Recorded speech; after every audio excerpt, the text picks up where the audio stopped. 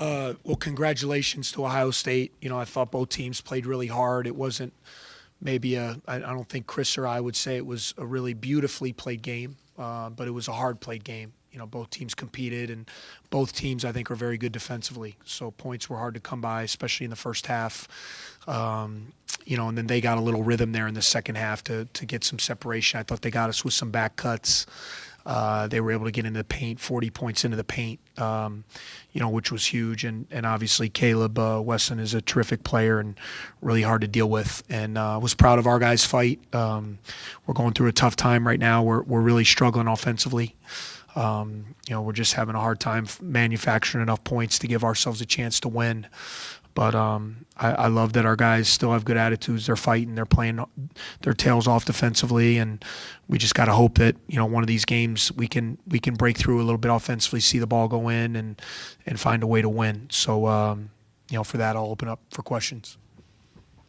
There were a couple of times it was 7, 9 points. You guys would cut it back to 4 or 5, and then once they pushed to like 12, you call a timeout, and it just kind of built from there. What changed at that point where you guys weren't able to try to claw your way back from there? Well, our inability to score.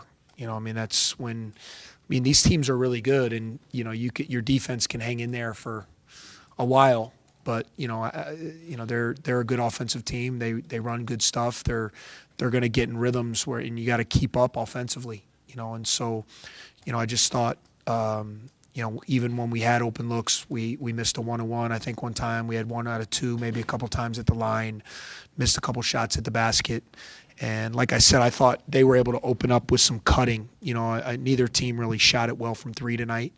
But I thought their movement, they were able to back cut us a few times, get some layups.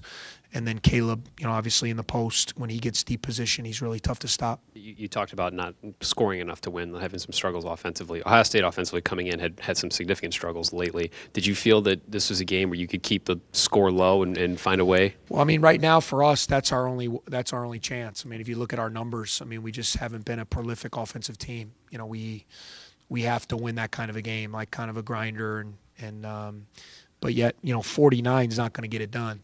At halftime, all things considered, when it was 24-20, I felt like we were still in pretty good shape. I didn't think we played very well offensively, but we were right there. It was a 4-point game. We came out. I think we got a bucket to start the half, and we just weren't able to sustain it offensively for the last 20 minutes, and they put 39 on the board in the second half. So, obviously that was the difference in the game.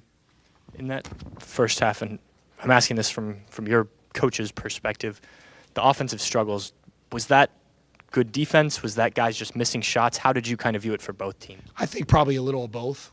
I think both teams are very good defensively. I have a lot of respect for what they do defensively. They're physical. Their concepts are good. They really care on that side of the ball. They play well together as a group, and we knew that. We knew we'd have to run good offense. So, definitely you have to credit them. It's not like, we just missed everything. But when you do get open shots, when you do get a chance to have an open layup or an open dunk or make free throws, when you're playing a good defensive team, you gotta make them. And so, definitely, I thought both teams were playing really good defense, but I thought also both teams missed some shots. They got some open looks too, early in the game that they normally hit. So, I think it was a combination of both.